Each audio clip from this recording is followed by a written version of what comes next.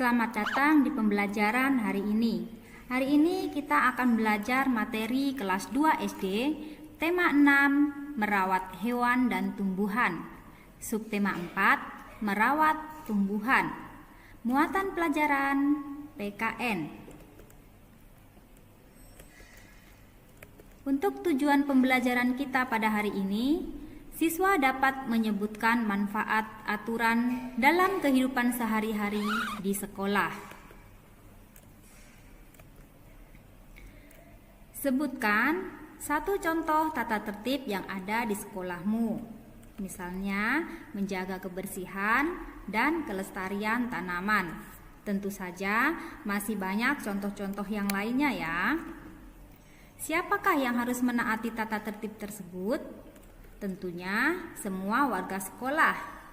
Ada siswa, guru, penjaga sekolah, penjual yang di kantin, dan lain sebagainya.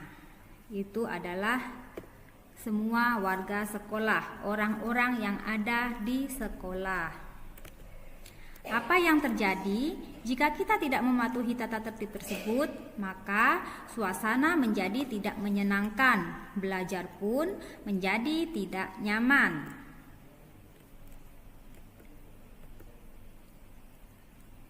Halaman sekolah sangat indah. Banyak tanaman hijau terawat. Semua siswa wajib menjaga dan merawat tanaman yang ada. Tanaman tidak boleh dirusak atau diinjak. Tanaman di sekolah adalah hal yang harus dilakukan semua siswa. Tanaman di halaman sekolah membuat sekolah tampak indah. Tanaman di sekolah jangan diinjak. Jangan pula membuang sampah di halaman sekolah. Jika tanaman diinjak, tanaman akan rusak. Halaman sekolah tidak akan tampak indah lagi. Membuang sampah di halaman sekolah membuat lingkungan tampak kotor. Membuat lingkungan sekolah bersih dan indah adalah kewajiban semua warga sekolah.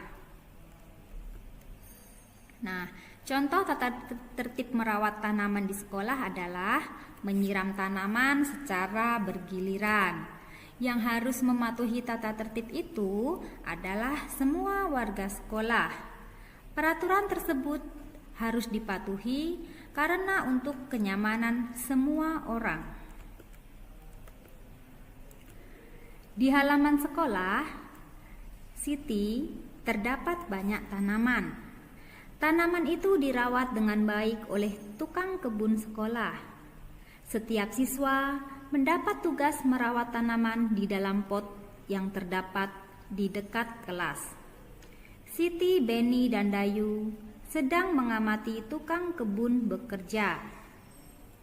Setiap siswa kelas 2 ditugaskan untuk merawat tanaman yang ada di sekolah. Hal itu dilakukan di pagi hari sebelum masuk kelas. Siti dan Beni ditugaskan pada hari Senin. Dayu dan Lani ditugaskan pada hari Selasa. Lina dan Niko ditugaskan pada hari Rabu. Pada hari Rabu, Niko datang terlambat. Lina harus mengerjakan tugasnya sendirian. Nah, bagaimana pendapatmu mengenai Niko yang terlambat? Tentunya sikap Niko itu tidak patut untuk kita tiru ya. Itu adalah perbuatan yang kurang baik. Ya, karena dia terlambat, tidak tepat waktu ya. Terus, apakah yang dilakukan Niko sesuai dengan tata tertib? Tentu tidak ya. Kemudian, apa yang terjadi jika Niko datang tepat waktu? Maka yang terjadi adalah pekerjaan itu akan cepat selesai dan menjadi ringan karena dikerjakan oleh 2 orang atau dilakukan secara bersama-sama ya. Nah, di sini ada soal ya, pasangkan tata tertib sekolah berikut dengan manfaat yang tepat.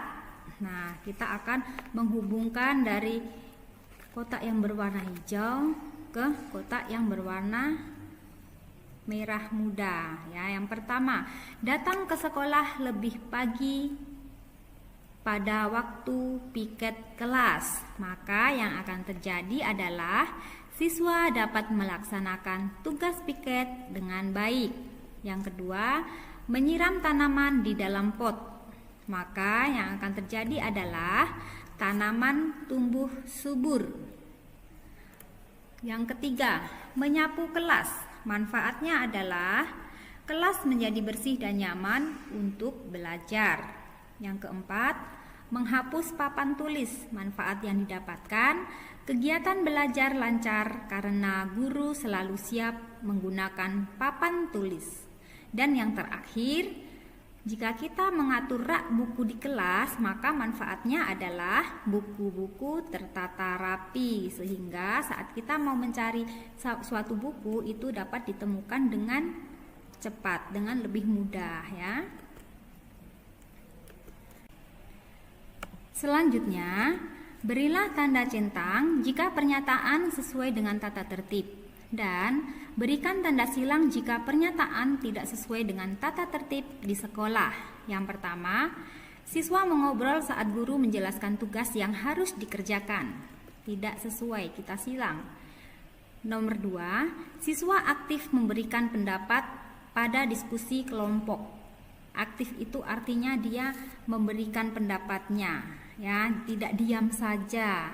Itu namanya aktif. Keterangannya adalah kita centang karena sesuai. Nomor 3, siswa mendengarkan dengan baik ketika temannya berpendapat. Itu adalah sesuai ya. Jadi memang kita seharusnya mendengarkan dengan baik saat teman kita berbicara atau menyampaikan pendapatnya ya. Yang keempat, siswa menanggapi pendapat temannya dengan santun. Itu juga sesuai, kita centang. Dan yang terakhir, hasil diskusi disimpulkan berdasarkan pendapat satu anggota atau satu orang. Kita silang karena seharusnya hasil diskusi itu disimpulkan berdasarkan pendapat beberapa orang atau beberapa anggota ya. Jadi tidak hanya satu orang saja. Oke. Nah, sekarang kita akan kita lihat di sini yang tidak sesuai itu adalah nomor 1 dan nomor 5. Nah, untuk nomor 1 dan nomor 5 kita cari apa akibatnya. Nah, siswa mengobrol saat guru menjelaskan tugas yang harus dikerjakan. Akibatnya apa kalau mengobrol? Akibatnya adalah siswa tersebut kurang memahami tugas yang harus diselesaikan, sehingga tidak bisa berperan aktif dalam kelompok ya. Kemudian yang nomor 5, hasil diskusi disimpulkan berdasarkan pendapat satu anggota.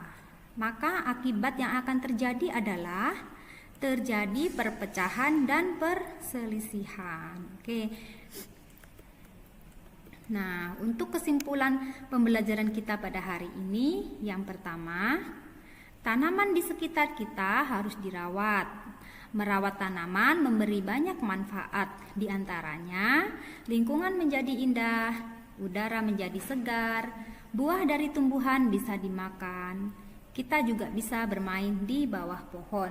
Nah, tidak merawat tanaman akan menimbulkan berbagai akibat. Di antaranya, tanaman menjadi layu dan mati. Pohon besar yang tidak dipangkas bisa tumbang saat hujan. Hal ini akan membahayakan masyarakat.